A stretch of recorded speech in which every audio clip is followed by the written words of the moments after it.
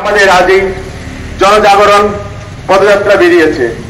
আমাদের সমাজে যদি এভাবে নেশা মুক্তির প্রতি আসক্ত হয় তাহলে আমাদের সমাজ গঠন করা যাবে না। যদি একটা সমাজ ভালোভাবে গঠন করা না হয় তাহলে দেশের কোনোদিনও উন্নতি হবে না।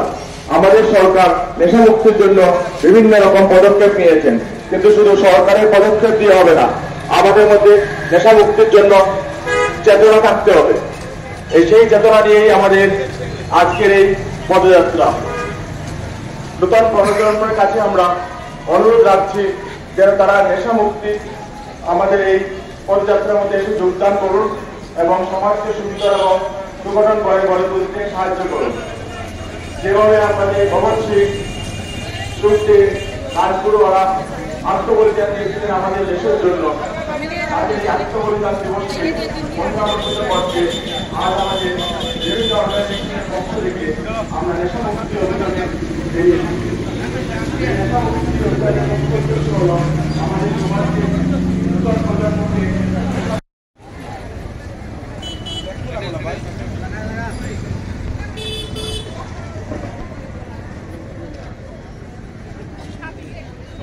নমস্কার।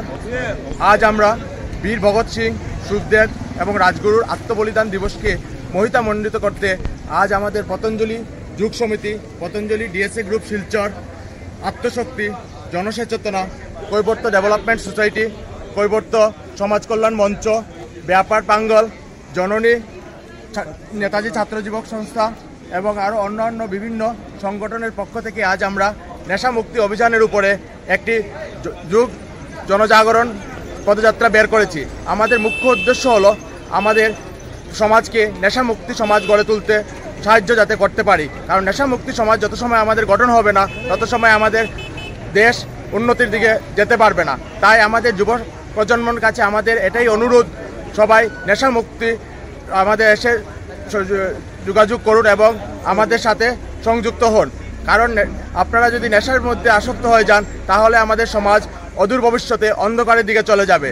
তাই আমাদের সবার কাছে বিনম্র অনুরোধ, আপনারা নেশাকে ছেড়ে আমাদের পতঞ্জলি যুগ শিবিরে আসুন, প্রাণায়াম ব্যায়ামের মাধ্যমে নিজেকে সুস্থ সবল রাখুন এবং আমাদেরকে একটা সমাজ গঠন করতে সাহায্য করুন এবং দেশকে সুন্দরভাবে উন্নতিশীলের দিকে যেতে সাহায্য করুন। ধন্যবাদ।